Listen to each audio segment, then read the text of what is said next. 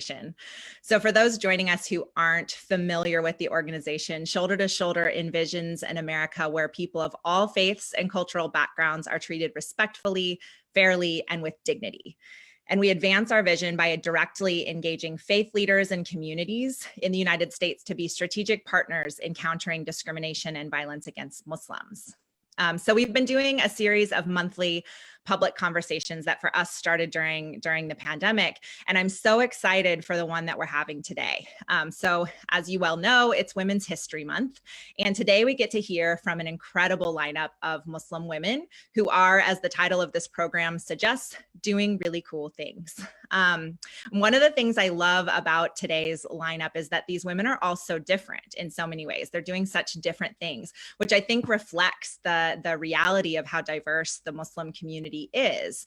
And what ties them together is that they all happen to be women and they all happen to be Muslim. And I'm going to stop and let them speak for themselves because that's what you're here for today. So I'm going to turn it over to Yasmin Elhady, who is an attorney, a comedian, and a relationship consultant. So quite the array of professions. And Yasmin is co-directing an upcoming show in DC highlighting Muslim American voices called Which Way is Mecca on April 10th for Story District at Union Stage. And the thing that is not in Yasmin's official bio is that she is also an incredible cook. I think you should add that into your bio line. So when I had my second baby, Yasmin was there within a week with delicious pasta and the most incredible healing chicken soup I've ever had. So I want to make sure that part of your identity is also out there for the public to know. So without further ado, I'll turn it over to Yasmin, who is going to introduce you to our incredible lineup today. Oh, Catherine, pure heart. I love you so much. Now people are going to start putting in catering orders and I can't do it. I can't do it all, guys. If I love you, I'll feed you. If I don't feed you, I still love you. But I'm so excited to be here. Thank you so much for Catherine's support, her leadership in Shoulder to Shoulder. As she described what Shoulder to Shoulder really is, it's a coalition of 34 different national religious denominations or organizations, all thinking about the same thing, which is how do we create space for everyone to have dignity? How do we create space to combat all types of religious bigotry, but especially so that there's no anti-Muslim racism and anti-Muslim discrimination, and people are able to hear the voices that are a part and true to our community. And that's what this is about. This is about being true to our community. All of these women are incredible that I'm about to, talk about. First of all, can I just say a little thing about Catherine? Catherine is one of the kindest, most generous souls. I have not met someone so ethical in my life. I've worked with Shoulder to Shoulder. Really, she is an ethical leader. That's what she is. She's an ethical, compassionate, powerful leader. She stands in her power. And we want to be like you, Catherine. And working with her over the years, what I've really seen from Shoulder to Shoulder is that it's an organization that is dedicated to an America that has room for every single one of us, that every single one of us are important, that we matter, and that we do have to advocate for the rights of each other. We have to stand next to each other, shoulder to shoulder. That was going to be a lot more powerful. I didn't mess it up, but it is what it is. Okay, so I want to just first thank you for your advocacy. Okay, so let's talk about these women. Let's talk about these women that are on this panel. They are pretty much the strongest, baddest out there. Okay, I want to first introduce Malika Bilal. Malika Bilal is an international journalist with international reach. She's a TV and podcast host with Al Jazeera English. You can check her out on the podcast, The Take. She's also working on a pretty groundbreaking documentary on the pandemic and specifically on the eviction and homelessness crisis within the United States. Please join me in welcoming Malika Bilal. Yes, I want Hey everyone, thank you for that, Yasmin. Yes, girl. Plus, she's also one of the most beautiful people that you will meet in person. She's not just pretty on screen. Just want to say, okay? She's not just a pretty face, she's a big brain. Okay, my second illustrious guest is Isra Bhatty, a scholar, attorney, previously senior counsel to the Deputy Attorney General at the Department of Justice, a Rhodes Scholar, a mother of three, an incredible mentor, an incredible visionary. Join me in welcoming Isra Bhatty now at the White House. Thank you, Isra. Yes, I want to hear it. Thank you. Yes. And our next amazing guest who has joined in the nick of time, Sabaa Tahir, hello, New York Times best-selling author for her amazing series, An Ember in the Ashes. Her latest book in that fantasy series called A Sky Beyond the Storm is available now. Check her out. Join me in welcoming Sabaa Tahir.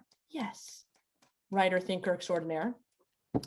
And then finally, but definitely not leastly, it's a word I made up for you, Lena Khan, is Lena Khan. That's one of my day one crew, went to UCLA Film School, one of the baddest out there, total visionary, director, writer, groundbreaking and trailblazing director. And she's now most recently has directed Disney's Flora and Ulysses, but she's made feature films. And she's also one of the smartest people you will ever meet in your entire life. Join me in welcoming Lena Khan.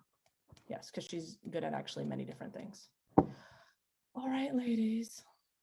Okay, I have questions and I'm hoping you guys have answers. We're all gonna just center ourselves. If we just take a moment, if we could just breathe, inhale, exhale, set our intention, be in our heart, speak from our heart. I love it. Okay. As Muslims, we believe that all of our actions are based on our intention. And I know that we are here to show what cool things Muslim women can do, will do, and will, continue to be inspired to do. So I just want to first start off with a question to Isra. Muslim women are often stereotyped, boxed in, both outside and inside the community. And we often give, folks an opportunity to see maybe a shade of who we are. I wanted to ask you, in honor of Women's History Month, I want to hear from you, like, what are some of the women that you really look up to that are doing incredible work in your field or in other fields? Oh, that's a great question. I'm in government now, but I wasn't always in government. Prior to government, I was at a few law firms, and prior to that, I was clerking. I clerked in the federal courts of DC, so the district court and the circuit court.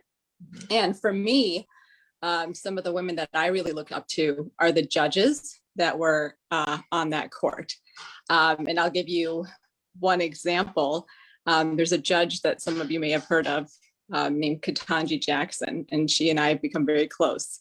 And it's rumored actually that she's going to take AG Garland, Attorney General Garland's seat, the DC Circuit. That's the big rumor out there.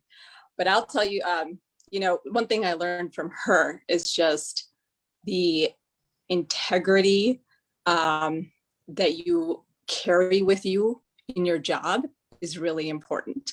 And not just the integrity that you show kind of in the professional space, but also in your interpersonal dealings. That really shines through. So I was just really impressed with her because, in the little dealings, when you see her on the street, when you see her outside of the court, she's so nice. She's so kind. And that really matters to me because you don't always see kind people in government. You don't always see that. So one thing that inspires me is to meet women who are just incredibly kind, incredible, and have incredible integrity and honesty. So she's one example of somebody just in the workplace and the government that I think is really inspiring. That's so beautiful. And it's true. I mean, it's those interpersonal dealings. We know from our religion as Muslims that is the religion, right? The religion isn't interpersonal dealings. We have a saying of the Prophet Muhammad, peace be upon him, right? Ad-Din al-Mu'amala. That all of your creed, your religion actually just can condense to one thing, which is how do you treat people, right? What are the interpersonal relations? That's very beautiful. So Lena, I want to ask you, in your particular area, there probably wasn't a whole lot of women from your background, from your perspective, who were in the filmmaking industry. But I want to ask you, when you're thinking about approaching your craft, how does your faith or your ethics or some of the morals that you grew up with inform your point of view? One thing that's actually ended up working really nicely, and it's become something that I guess a lot of folks industry-wise feel like they kind of see is, our deen has a very huge focus on sincerity. You don't come at things fake. Yeah. And so I don't know how to do projects fake. I don't know how to how to do a project that I don't believe in with all my heart and soul, and then after that, it just comes from a point of inside out, and so like now I'm in a fortunate position. I'm getting like all kinds of projects sent to me and saying no to a lot of them. And my managers are like, we're handing you a franchise. Like, what is wrong with you? And I'm like, I don't know how to do one that I don't feel really strongly about this. Like this religion it's ikhlas, And so I think that's something that's come to the front. And I know that comes from the Deen more than anything else. There are other things that obviously like what I will do. I do like to do things like that uplift the world instead of like degrading them. That's kind of my bar. Like I'm not like, it's not so much for me like I will do this and I won't do this. It's not that. It's just like, did this degrade the world? I don't want to do that, And I think you find a little less of that these days too. And I am grateful to have come from a Deen and background that kind of like gave me those things. I don't know if I'd have figured it out on my own, but it kind of just comes natural that way. Incredible. And, about leaving a mark, right? Leaving a mark on this earth that makes it a little bit better than when you left it, right? That's the hope. And Malika, with your work that you do, you are speaking to people day in and day out, trying to understand their story, highlight their story so that perhaps we can highlight the people who are making that kind of mark. So I want to ask you, in your dealings, do you find that it's relevant at all? The people look at you and think, here's a Muslim woman, she wears a hijab, she wears a religion on her sleeve. I don't know if she can give me that, in the journalistic integrity, so to speak. Do you feel like some people kind of maybe discount that, or do you feel that no, actually people are very open and willing to sort of have an open-hearted conversation with you? I think it's probably a mix of both. I think there's always that surprise, and I don't think this is just because I'm a Muslim woman. It happens to women so often in so many fields where you'll come for an interview and they'll be looking around for the person that's actually going to do the interview and who's going to conduct the interview, because they're not expecting it to be you. You're the producer, or you're the person behind the scenes setting it up.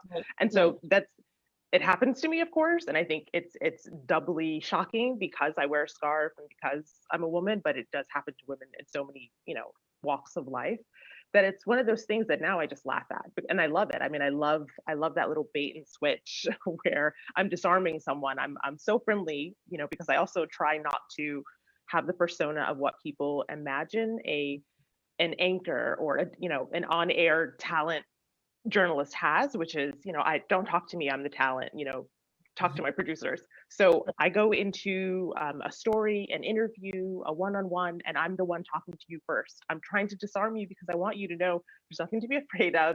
You're my guest when I'm interviewing you. I want this to be a relaxed conversational experience. And I think that then shocks them when then I sit down and put on the mic and, we have the chat, because they're just not expecting. You're like, oh, she's the host, actually. Yeah. This is the host exactly. of the whole thing. It's a good thing.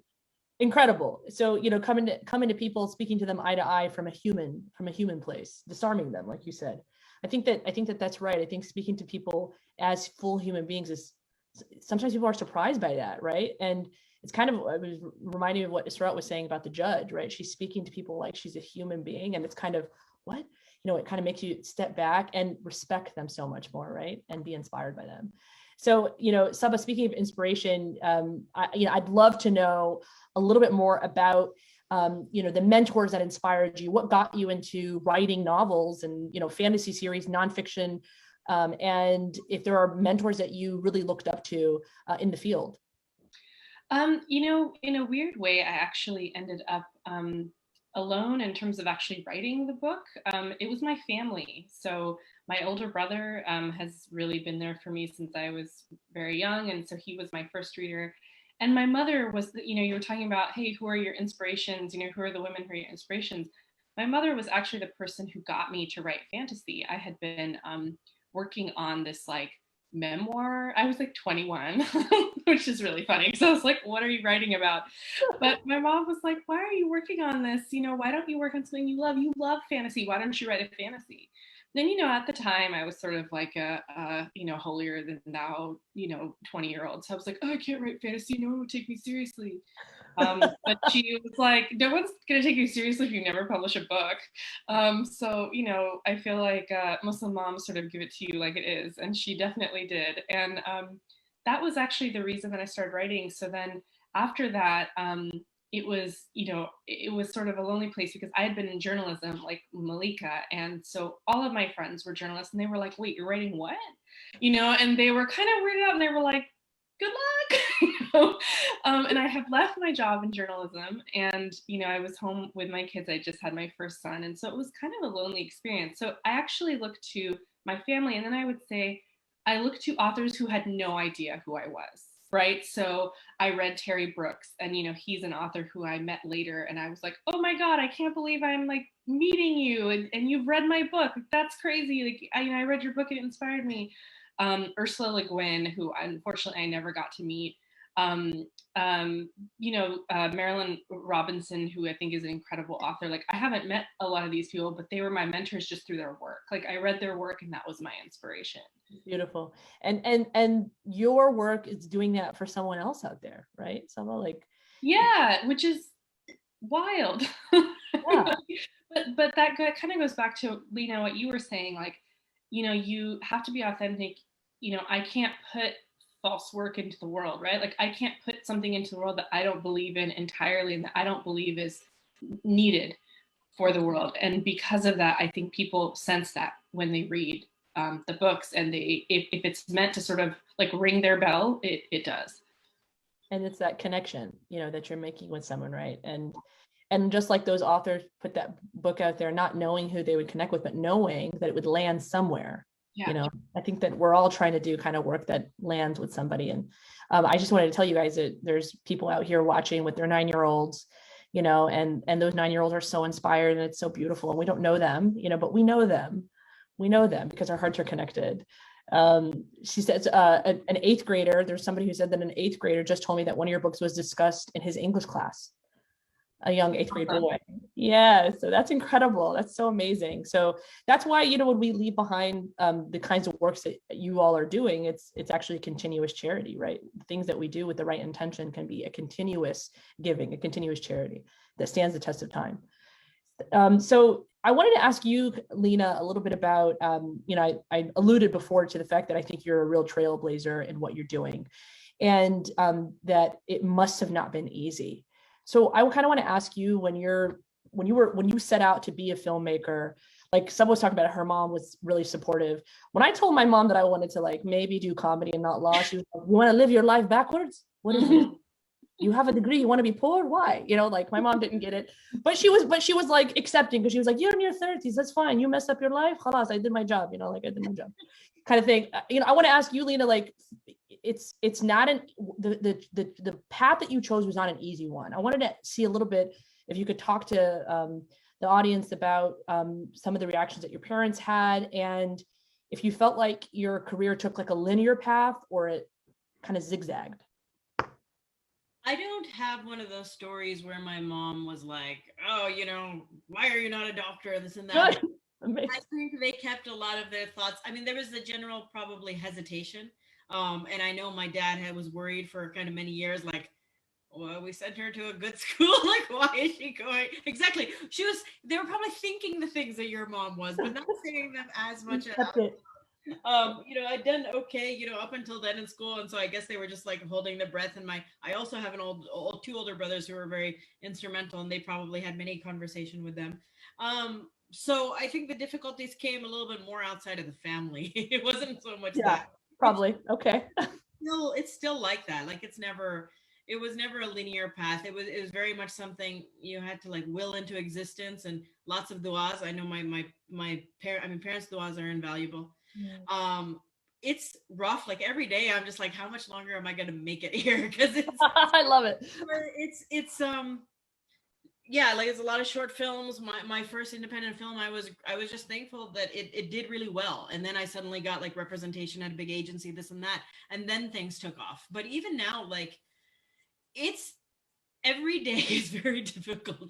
Like, whether it's just balancing things, like it's a very work heavy thing. But I also have a family, and so like I'm in a hotel right now in San Diego with the family, and I like sent them out, and we haven't gone on vacation in like a year, and I have a pitch due in the week, and so I've been like working all through the night. And so and then there's a lot of just as a Muslim woman, like this year I'm finding out, because now I'm having a lot of opportunities, there's a lot of like really dirty content that I don't feel like doing. There's a lot of things that they're just, and it is the majority. I will now say it is the majority, and it's becoming very difficult to navigate. So I'm making a lot of my own work. They're sending me a lot of things, and I'm like, okay, I'm passing on a lot of things because I'm going to create the material, because that's the only other way around it. And that's the same thing that happened when I was trying to get into the industry. I didn't know people in the industry, so I was like, okay, I don't have people who are going to hand me assignments, so I'm going to have to make my own movie. I'm going to have to go across the country, and I'm going to have to raise the money, and I'm going to have to make it happen. And that is what I think And I watched you do it. I watched you do that, Lena. Yeah, I think the story of most minorities, in particular female minorities, is like you just have to make it happen yourself, because there are not that network of people who are going to help you that much. We're trying, and it's slowly growing, but at the end, it's going to come on you. And so it's kind of like this daily thing in lots of duas. Oh, beautiful. I really appreciate your honesty. I feel like people need to hear that, because they may look at the women on this panel and think, oh, they've got it all together, and they have these established careers, and anyone will look at you and think how established she is. That's incredible. But I really appreciate your honesty and basically being like, you have to create it. You are creating your future. You have to write it. You have to create the lane that that aligns with your values. And so thank you, Lena, for sticking to your values. That is really inspirational, and for me in particular. So thank you. So I want to ask you, Isra, when you are at your lowest in your career, when you think about the toughest times in your career, how do you feel? What do you feel like you kind of sourced into your life to be resilient, to get back and say, I'm going to keep going in this career? Yeah, that's a good question. My career also has not been very linear. I feel like I'm still figuring it out. I didn't think I was going to be in government. It's a weird place. It's not an easy place to be in. So I feel like I'm just figuring it out. And I always had a like kind of set of guiding principles. And whenever I kind of feel like I'm maybe wandering, I kind of resort back to those guiding principles. And one thing that's never failed me is, it sounds kind of nerdy, but like just a good relationship with the Quran has always been very central to my life. I think it started me off in my work related to criminal justice reform and racial equity. And then that kind of took me to other places and somehow landed me in a broader kind of national security space. And now at the White House, my work relates to both domestic terrorism and racial equity, more of the structural racial equity pieces and very complex issues, but it's all grounded. That path has always been grounded in that foundational relationship that I had with the Quran. And when I was first wondering as a teen, what do I do with my life? That's where I turned to. So I keep doing that, and it's never led me anywhere but a path that seems, or a place that seems just like where I'm supposed to be at the moment. Yeah, that's that should break everybody's chest open. That should break everybody's heart open. That's great. Having, when you think back, Isra, like what do you think led you to that? Especially, teenagers, as teenagers, we think we know everything. And we also don't necessarily like to do the thing that is within the rules, if that makes sense. Like maybe we want to rebel and be outside of the rules, or outside of what God wants from us, who is like the supreme authority figure. Because as a teenager, you want to rebel against authority, not all the time, but I was not one of those people, to be honest. I was not a rebel. I was like, let me just draw right inside these lines. I don't know why I was that way. But I kind of want to ask you, what do you think led you there? So powerful. I want to teach my children that. That's why. Yeah. I trust me, I'm trying to teach my kids, and it's very hard, but it's so weird. I think about myself as a teenager, and I was very rebellious, but I was also really trying to find, like, what am I supposed to do? I didn't want to do like medicine or anything traditional. And so that was at that point, actually, I was on the south side of Chicago, and I'm like trying to figure out what am I supposed to do? And I opened up I kid you not, it's a true story. I opened up, I was actually memorizing Quran at the time, like formally. And I opened up a surah and it literally laid out, like, these are the qualities of, you know, good people, etc. And then one of them was about seeking out those who can't seek your help, right? Mm-hmm. And it used a word for captive or imprisoned. Mm-hmm. And that led me to my work in prisons. And but for that, I would have never steered myself towards criminal defense work, conditions of confinement work.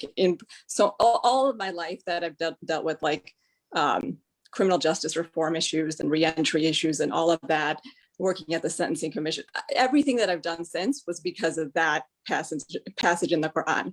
And then even now, working on broader racial equity work, criminal justice reform work, domestic terrorism work is all motivated by that moment. So, I mean, I can't stress enough, just one thing I'm trying to do with my own kids is just like establishing a relationship with the Quran, being able to understand it, being able to understand. Really, really amazing. It's a really amazing book. Yeah, I've been trying to get my kid on Zoom, you know, to learn Arabic, because, and he's just like looking over, you know, he's just like, there's a butterfly, there's a squirrel. I'm like, look over here, Farasha. You know, I'm trying to teach him. I'm like, butterfly, sure, I'll teach you in Arabic. So that's great. We're all trying our best. Thank you, Isra, you know, for the vulnerability. And, you know, Malika, can I ask you, now, of course, you know, the pandemic has changed a lot of journalism. It's turned into this. Hi, Zoom. I want to know, like, has it really changed the way you do your job fundamentally? I know you, of course, started the podcast, The Take, a little bit kind of in pandemic time. I don't know. I don't want to, you know, I don't want to like a month before pandemic. Yeah, exactly. Yeah, I don't want to speak for you in terms of your, you know, like what you wanted for it, but how has your work changed? That is a good question. I think it's interesting that, well, one, I love, Isra, that you have an origin story, like, and it's such a pivotal one. That's amazing. And I'm the exact opposite. Because when people ask, like, how did you get into journalism? I'm like, I don't know. I just always wrote. Like, I used to make my sisters read my made up magazines of cutouts. I used to do news book reports and have my dad tape them. Like, I just did it. So there was no origin story, but also I was always hindering myself. And I know this is a thing that I'm not alone in, but also a thing that I want to, like, discourage people from doing. So I knew that I wanted to go into broadcast, but I knew that there weren't people that looked like me in broadcast. So I told myself that was too big of a barrier. There's no point in doing it. Let's go a different path. Let's go to newspaper. Let's go to print. So I'm linking that back to your original question, Yasmin, because my impetus for getting into journalism and the route that I took was very much you call people up and you write down quotes, and that is what we are doing now in the pandemic. It was never going to be me out in the field with a camera, and then it was that opportunity kind of plopped in my lap, which so many things do. You do the work, and then it opens up the door to things that you weren't expecting, and so that's how I ended up in broadcast. And now that I'm in that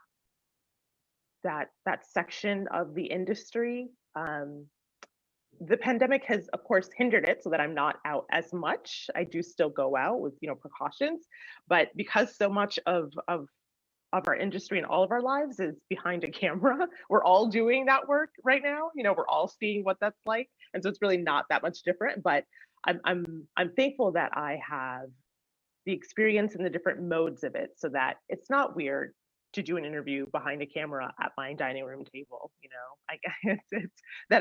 it feels just as natural as it would be if I were with you in person, because the tricks of the trade and the tools to get you to open up and to get you to feel comfortable are really the same as if we were in person.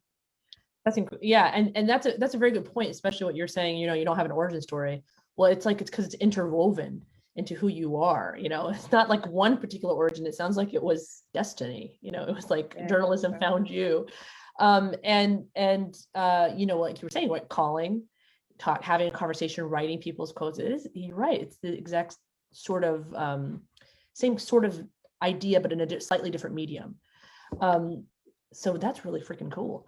I wanted to ask you, Sabaa, if you could tell yourself, your younger self, something, because something Malika said really struck me, which is that, you do the work and then doors open, right? And then things fall into your lap. Echoed by Lena, echoed kind of by Isra, saying that, the path sort of found her, right? It was a bit linear, but she kind of went back to the Quran as her foundation.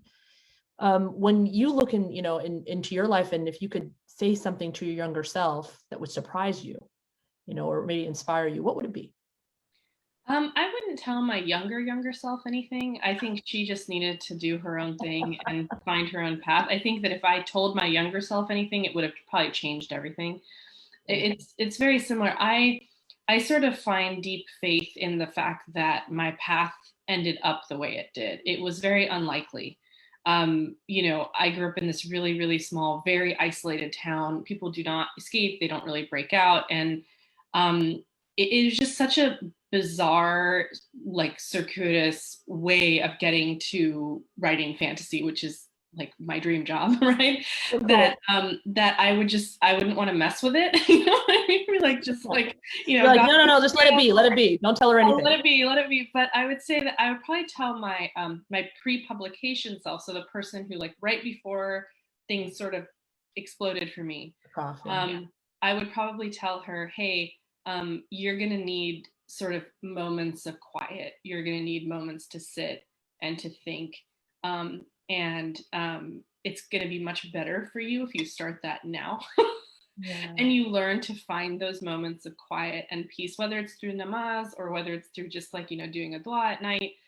You're really going to need that. So get on it. That's what I would tell myself. I love it. Meditative space. Yes. Right? Yeah. To like hear your own voice so that you can hear your own voice.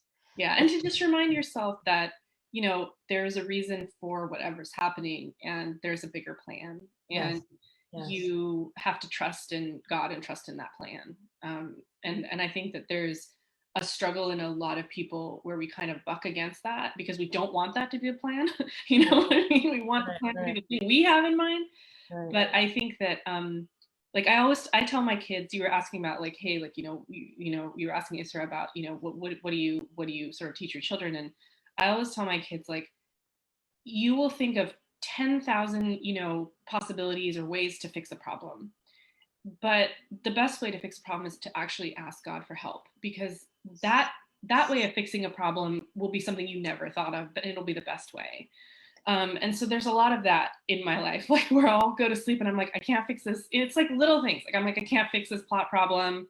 Oh my God, the book is awful. I'm not going to turn it on time. And I'll wake up and I'll be like, oh my God, I have a great idea. So I do believe deeply in that.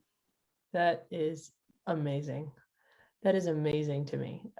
Because, if someone, kind of step back, and we were getting a question right now from Facebook, they're thinking, oh yeah, this is all great, ladies. You guys are doing a great job. But is any of this really ever going to be enough to solve the conundrum, to solve this problem? Kind of like what you're saying, Sabaa, the problem of a $200+ million Islamophobia industry set out to destroy all of us. How do we not be demoralized? How do you push back against that? And I think you have the answer, Sabaa. I think you have the answer. So I don't know if I have the answer, but I feel like we have to think about how did Islam happen? It was one by one. And then the message is so powerful that people really, it resonated with people, right? It hit them where it mattered. And I think that, if you want to combat Islamophobia, if you want to be seen simply as human, we have to celebrate our victories and our joys, and we have to show those to the world and be like, these are the things that make us similar. These are the things that make us alike. I am also a fantasy nerd. I also love dragons. I wish I could put more dragons in my book. You like dragons too. Like, oh my God, look, we're friends and we don't hate each other. And we're also, you're not Muslim. You know what I mean? Like, I feel like there's a lot of just trying to find these little moments of joy and connection. And that's definitely what I try to do with my work. And I've had so many kids, especially, this is the joy of writing for teenagers, right? So many kids, and I'm sure Lena experiences this as well, who reach out and they're like, I have not read a book like yours, and it really taught me a lot about, A, B, or C, and then they become these big fans. And we're not sitting around like talking about religion or talking about things that, we're just talking about dragons, right? Yeah, being human, what you're interested in. Exactly. Yeah. So I think it is really about that one by one connection, and that also I think makes it more like reachable for us. Like it's something we can actually do, and it doesn't seem like this huge unreachable goal of like, oh my God, like how do I convince people that I'm human? Like how do I convince the world of that? Well, you don't convince the world. You just convince like one by one by one. Yeah, you have the answer. That's it. And I want to know, Lena, if you agree, especially because, you're making one project at a time, and I'd love for you to share with the audience what your intention is in making each project. Does it change? But for me, when I'm doing my comedy, it's exactly what someone's talking about. It's just trying to reclaim our humanity one laugh at a time, like one piece of joy at a time, one connection of humanness at a time, not sitting in the victimology of how tough the industry is that's going to just like, whatever, just beat you down, but instead just letting your light shine. But, I kind of want to know, Lena, do you agree, especially because you are, like you said, in an industry where the majority of the content doesn't align with your values? Yeah, I mean, I entered the industry always wanting to be like, okay, I was first going to go into teaching. I thought I was going to become a professor. I was like, man, people in this country, and I was born in Canada, so I'm going to claim Canada, even though I grew up here. I was like, people here don't know about anything in the world. I was like, let me teach. Then I'm like, nah, nobody learns from professors here. They learn what they just watched on TV 2 minutes ago. And you would have made a fine professor. You're good at a lot of different things. Yeah, so I always, I do like things that underneath has something going for it. Like I don't like things that are preachy or anything like that. But I have a movie coming up that deals with depression, but it's a comedy. It's like comedy. And then there's some things that the only thing that has going for it is that, like, for instance, there's an Asian American lead, and for me, I'm like, that's enough right now in a time when that community is such a beautiful community being so misunderstood. And so for me, there is usually something. The one that I just did had to do a little bit like trauma and what's it like when the world breaks you down. But for me, when I first entered the industry, especially in the Muslim community, everybody was itching for like a Muslim Cosby show or something like that. Like that one thing that is going to solve all our Islamophobia for the world. I'm like, you cannot do that. Like it is never going to be, just like Sabaa said, it is not one thing. It is going to be the one, but for me, and I also started just letting go because there's a lot of like unease when I know a lot of you know that feel this in your careers, and unease like you're trying for a very risky career and you might just fail, and I think I let it go a while ago, even though it's still there, that solving Islamophobia, succeeding in this careers or this or that, I don't think it is our job. Like it is not our job. It is our job maybe to try. Or to try to do something good. And I very much believe God will handle the results. And if he's not solving it right then, he has some other plan for a reason. Our job is to it's that hadith that, if the world is going to end, you're still planting that tree. That's right. In the action, you do what you're going to do. You wake up every day, and I'm like, I'm happy if at the end of my day, be like, did I try to do some good? Like with humans, with people, with society. After that, God will handle the results. And that is off my shoulders then. And so that's very much a heavy responsibility, right? It's like a burden that you're carrying. Yeah. Otherwise. Right. I feel like I'm like in my 30s, I'm learning to put that responsibility down.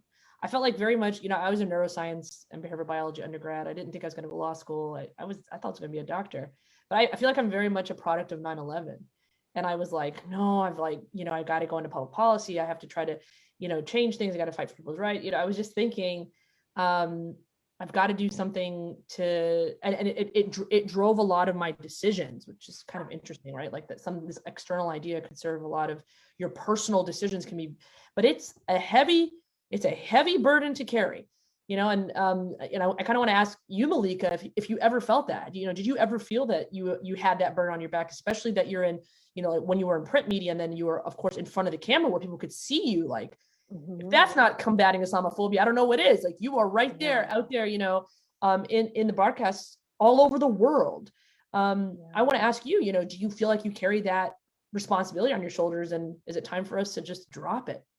Just drop that bag. Yes, I do think it is time for us to drop it, but I say that knowing that it is very difficult, and I have not been able to successfully make that true for myself. So yeah, when I first got the offer to be on a TV show, I said no. I said no way. Even though, like, yes, that was a dream of a long, long time ago, little me. The idea of all of those eyes watching me, critiquing me, telling me that I'm doing something wrong because I'm not doing it the way they want me to do. I thought that was too big of a burden, and I just didn't want that much critique. And then, I thought about it, slept on it, said, this is crazy. This is the opportunity of a lifetime. I have to take it. And I took it, and hated it for the first year or 2 years because still of that pressure. And a lot of it was internalized pressure. Like, sure, I'd get tweets from people, and I'd get snippets of conversation from acquaintances or friends who would say, oh, there was one, it's a story I tell because it's still stuck with me. And even though this happened, 9-10 years ago, where a coworker, after I'd been on the air for a few months, and, mind you, I'm the first hijabi on my network to be in front of the camera.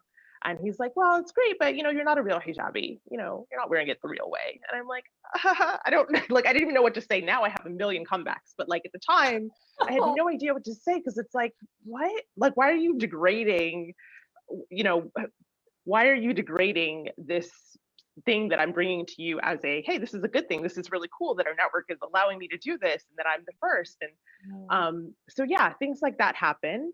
Now I think that my skin is just a little bit thicker, that I don't let those things get to me, but it is still in the back of my head that whether I like it or not, I still am a representative for people who don't have people who look like me in their communities or in their world. And so if I'm the only person that they know or that they see or that they're going to interact with that wears hijab or that is Black or that is on television, then I'm going to have to be the best representative that I can be of that in a way that still feels true and comfortable for me. I'm not going to, I'm not going to go against someone or something, be something that I'm not just to make other people happy, but it is something I'm so cognizant of. But with that, I had a question, especially for you, Lena, and apologies, Yasmin, if you'll allow me, just because based on what I'm saying and what you just said, Lena, you're a journalist, ask the questions. It's inevitable. What do you do then with that criticism? Because especially when you do a project and you're like, I'm doing this for the Muslim community, I'm airing, it's a story about the Muslim community, but there are portions of the Muslim community that are going to hate it, or they're going to be like, it's not good enough, you shouldn't have done it. Right. Yeah, I have a TV show that I just sold, and my brother warned me, and he's like, and it's funny because it's, it's clean and stuff like that. He's like, the Muslims are going to come at you for this one. I'm like, why? He's like, because they will find a way to come at you for everything.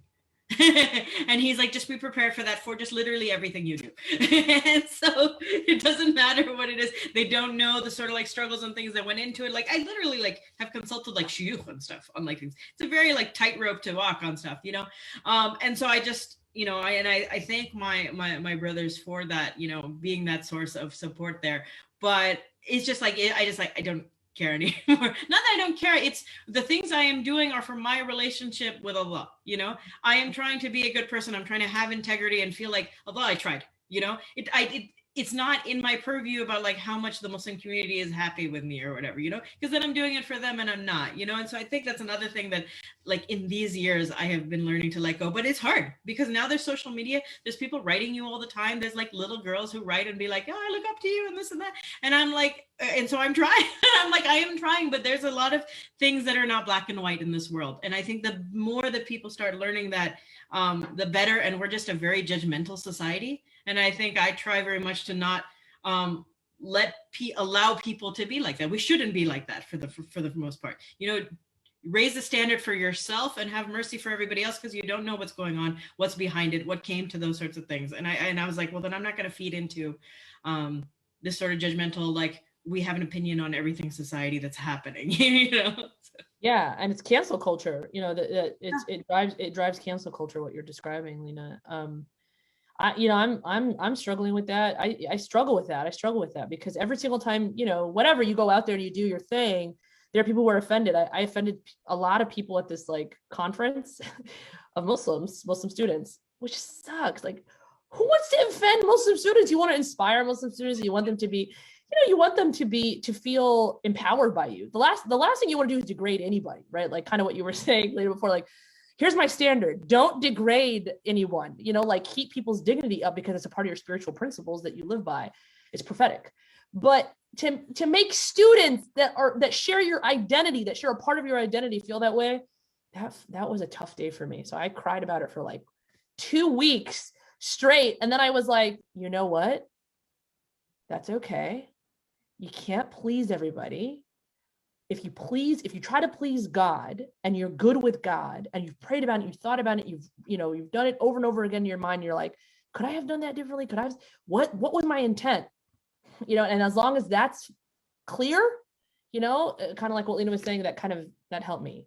But it's hard. Someone's asking you, Lena, another question, but I want to ask Isra about some mom guilt that I'm sure her and I both have, but we'll get there. And Lena, if you want to share any insight, I was just gonna throw a question out here that's coming to you. Is anybody trying to do a TV show with Muslims? It might help the Muslims that live in rural areas. She wants to know, are people making TV? The I Just Sold has Muslims in it. And there are some other people trying, but the path to getting on air is, we'll see. We'll see how that goes. It's a rough path, and it's a long path. Yeah, it's a journey. They're not always what you're looking for, and and also just best show has to win out. So that's something it. will come. Yeah. Thank you. So Isra, I want to ask you, especially with the pandemic, like I work in the, I work in the public, in the public sphere as well. And I've got these kids that are awesome. They're a lot. I make comedy videos about how a lot they are, and how I can't even get in the bathroom because there's tiny fingers like, mommy, what are you doing? What are you doing? Like, what do you think I'm doing? What do you think I'm doing in here? How do you balance that? Any tips you want to give? I know, I could see your face kind of like, I'm trying my best, Yasmin, but any tips you want to give, especially to young women who are thinking, I want to be a lawyer, I want to be a judge one day, I want to get into the White House. What does that mean for my family? Oh my gosh. I'm in need of tips, to be honest with you. It is so hard. Yeah. I had kids in law school, 2 babies in law school. I had a third when I was clerking. Oh my God. And I had, obviously they don't go away. So they were with me as I navigated. They're always there. Now at the White House, I kid you not, it is a struggle. It is an absolute struggle. Honestly, I don't know if anybody's found that silver bullet solution, because I certainly haven't. You just do your best, honestly. I feel like I wonder sometimes if there's it's just like a matter of prioritization, like what's going to go on the back burner today. There's only time in the day. There's only but I feel like, that is a choice that we have to make every day. Like what sacrifices are we going to make? Where are the priorities right now? I really resonated with the discussion we all just had about the struggles of our work and being representative. How do we feel about that? And it's so hard for me because dealing with issues that the Muslim community obviously feels very passionate about, including terrorism, is one of the lightning rod issues. And I, for a long time, didn't want to disclose where I was in the government because for fear of criticism. But at the end of the day, that's why I'm making this sacrifice with, the kids and the family life to do this job, because I'm like, it's that important in this moment right now that if I'm striking that balance in this direction, it's okay for this time, because it's just, it's really important for me to be there, making these policy decisions. Bad answer, not helpful. What are you talking about? It's a great answer it's a great, honest answer. It's an honest answer about the fact that we are making a balance sheet every day in our mind, like who's getting the priority today. Like, can you have it all, ladies? I don't know. Not all at the same time. Not all at the same time, right? I believe the late Ruth Bader Ginsburg said that. And Michelle Obama has referenced that, right? It's hard to have it all at the same time. And so I just want to say on the mom guilt, I make funny videos to help me, with the mom guilt. You know, you could figure out creative outlets to talk about it, but I just think about the fact that your kids are always going to remember how you make them feel. They're not going to remember all the things that you did for them. They are, in fact, they will forget those cupcakes. I know you took a long time to bake them. I got it. You watched a YouTube tutorial. No one cares about your cake pops. Nobody cares about your cake pops. All they want to know, or how much money you spent. All they want to know is, how did you make them feel? Did you make them feel loved and special and uplifted and seen? And I think those are the things that I try to live by when I'm navigating some serious mom guilt that I feel every single day in a crushing kind of way. But I will say that the pandemic actually helped, even though it was terrible, like terribly difficult. The pandemic helped because it meant that I could have breakfast with them every single day, right? And I can make lunch with them. And it was just like that meal time, create whatever routine that you have in your mind that you can help your children feel seen. Because someone was asking about that, Isra, like how to manage, virtual school and how to get through the mom guilt. It's so hard, right? You just try, hard. But you need support. You shouldn't be just on you. Yes. Your spouse gotta be included. You gotta have a little support network. Include really takes a village, honestly. At this point, I have my sisters. Shout out to my sister. Thank God. Yes. Shout out to Hiba and Najah. Yes. And so it takes a village. It does take a village, and to recruit as many of your family members as you can, as many people that you feel like that love your children, right? Because what matters is that people in their life love their children. Like I have somebody who comes to play with the kids, and she's a nanny, but she's well into her mid-70s. She can't do a lot of things, but she's there to be like, it's like a loving partner, right? Like, here's this person that I've been quarantining with who's loving my kid. Come on over. You know what I mean? I'll help you do it. So sometimes that help that you need is an emotional help. It's not always, it's not always physical. Someone's asking a really good question, and Sabaa, I kind of want to ask you this. Do people sometimes, or how do you feel about this when they're like, "Oh, you're Muslim, you don't wear hijab," kind of, a little bit kind of like when Malika was saying, like, "You're not a real hijabi," and kind of pushing her aside. Someone's asking, how do you give an answer which is accurate and representative of the fact that so many of us don't wear the religion on the outside, so to speak? I really think that question comes from a place of maybe not understanding that religion is, to me, really between like you and God. Yeah, it's very personal. It's very personal. I remember when I was young, my mom told me some story. I don't know where it came from, so I'm not going to give it a source, but she was like, the person who's, not religious at all when they're young might become very religious when they're older. The person who's super religious when they're young and does all their prayers might completely, stop and, become an atheist later in life and not have any religion and not care and, everything. So to me, it's like, that's not really a question I ever answer, because I don't actually think it's anyone's business. It's between me and my maker. And I think that's for everyone, whether you wear a hijab, whether you don't wear hijab, however you dress, if generally a lot of Muslim women I know who are practicing wear conservative dress, but like, if you don't wear conservative dress, like, doesn't make you any less bad. Like, and I think that women are so often like, we've spent, hundreds of years just being judged. And I think that it actually often comes from men who really want to control women, and they want to control what we do and how we think and how we act. And so they create these sort of structures of, well, but are you doing this thing that would make you more of a Muslim? And it's like, that's not your issue, bro. That's right. Like, are you going to be standing next to me on the day of judgment, bro? Or like, no, you're not. So and that we're coming alone. And I think that people try to couch it as like, well, I'm trying to help you, and it's like, I'm good though. Like, I'm okay, It's like, why don't you help you? Yeah. Right. I also think sometimes it comes from a place of insecurity, right? Of like, maybe like, I remember having this friend who would ask me about it, and she like really wanted me to become more religious. It wasn't about hijab. It was just about like, religion in general. And and I wasn't, I was very, religious, but not like sort of, I wasn't showing it. Outwardly. Later on, we were talking about it, and she's having this massive crisis of faith, and she was really struggling, and she was like, I'm trying to sort of impose upon you something that I'm struggling with myself. And so I think that comes back to this idea that Lena mentioned, that like you got to think about what other people might be going through. Like maybe sometimes people imposing their beliefs on you comes from what they're going through themselves. So I never take it personally. That's beautiful. And it's like, okay, that's cool.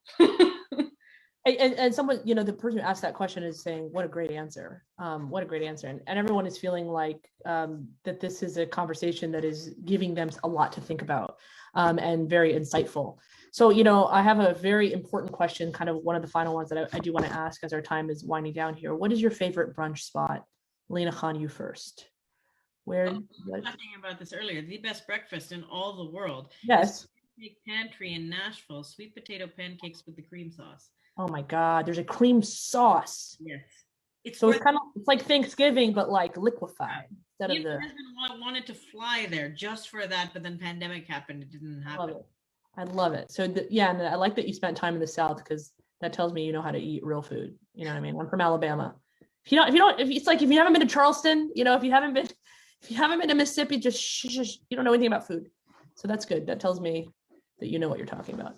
I know you spent some time in Tennessee, so that's great. So Malika, tell me, what is your favorite brunch spot? Tell me. Hard. So for the pandemic, I relocated to Los Angeles since I'm working from home. So I'm doing it from here now. And I have gotten the chance to try out a whole bunch of new places that I never would have had in DC. So my favorite for the moment is a place called Blue Jam Cafe. Delicious.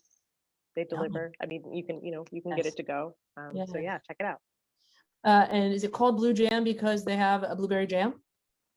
I don't know, but they do. Okay, they do, and it's quite good. Yeah. Okay, good. Well, Malika, I feel like you should do your homework before you answer your questions. More journalism. Just you're like, I didn't know you're going to ask such an insipid question. No, I was laughing because Shoulder to Shoulders run a lot by some, let's just put it out there, some Caucasian ladies. Love them, and they love brunch and yoga. So I just thought that this question was so fitting. Like, when I read if you ask me, like, Yasmin, what's your favorite brunch spot? I have no idea. I don't eat brunch. That's my answer. Sabaa, favorite brunch spot? Zareen's in Mountain View. Zareen's is a Pakistani restaurant. A Pakistani woman named Zareen. I know, it's crazy. And she does a paratha, halwa, chane. That's it. Brunch. That's so good. It's so good. I can't explain how good it is. I'm very passionate about this place. I go there. Not go there, but I get the food all the time. I used to go there all the time. They have like tables outside. It's our Eid brunch spot. So like every Eid, we're really sad we can't do this year. Every Eid we go there after prayer and like we just eat a lot. I love it. Yeah. So yep. 3 locations now. Sorry. Okay. Oh really? Wait. Say it again. There's 3 locations. There's 3 locations. Yeah, there's one in Mountain View and there's one in Redwood City. They're all in the Bay Area. But if everyone here supports it, maybe she'll go international, and then you guys can all maybe there'll be one in LA, Malika, and then you can. I'm literally taking notes. Like I will drive up there. we'll do it. Sabaa, I feel like you own stock in Zareen's. It needs to go public. Yeah. For real. Hey, Sabaa, some type of royalty check for that enthusiastic. And just in general, like puri or like those like breakfast items, like nihari, these like breakfast items. Oh my God. Ugh. I love it. I'm North African and I'm obsessed with that. I feel like when I first tasted that food, it felt like a party in my mouth. Yeah. It's like a secret that you guys had. And then I realized this is exactly why the British people did what they did in the South Asian. They tasted that food and they were like, no, we will never, ever go back. Yeah, that's amazing. Thank you. And Isra, please, I need to know what your favorite brunch spot is. You don't have one. Where are you going to put your 3 kids? 3 kids at brunch? Oh, that's a problem. No brunch for me. No, sorry. I got nothing. Why are you saying sorry? I feel your pain. I'm in that camp. Yeah. I feel like if you were in California, you would go to Zareen's and be very, very happy. If the White House existed in California, I would still be at work all. No, I would drag you. I would bring you Zareen's. I would bring it for you and be like, here you go. Can they ship here? I don't know. That would be great. That'd be great. Wrap it off for you. So everyone is just saying the nicest stuff. They're saying that everything you guys said really resonated with them immensely, that Muslim women are very overly scrutinized with and without, from within and without our community. And so, you really demonstrate that your reaction to judgment is mature, resilient, gracious, and authentic. And we will thrive with God's help, with Allah's help. And may Allah bless you all and keep you uplifted through your journeys. Much love to all of you. People took notes, they laughed, they identified with so much. Blessings to all of you. That's great. I hope they cried a little bit too. I wanted them to cry a little bit. No? Okay. And everyone is saying this is just so inspiring for their daughters and for the young people. But I think this is inspiring for people who are even within our own cohort. I hope that I'm inspired by you. I'm your colleague. I will, I'm going to use that in like very loose terms because we do different things, but I'm in your age group. I can identify with the kinds of experiences that you guys have described. And I'm so flipping inspired by all of you. And it makes me want to like not play small, but play big. It makes me want to, keep going from an authentic place. And like Malika said, just wait for the doors to open when you do the things that you love, when you do the things that you were meant to do. And, what you were saying, Isra, like, when you have that connection to the Quran, when you have a connection to God, when there is that spiritual tether, then you'll never go wrong because you have an anchor that is timeless.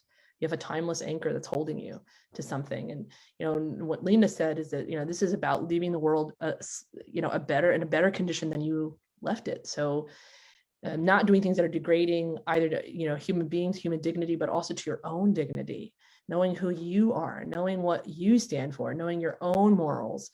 And I love what you said, Sab, about, the fact that sometimes you don't know the answer to a question. And then, you just have to ask Allah subhanahu wa ta'ala for help. Like, hi, who is prayer for? Like God does not need your prayers.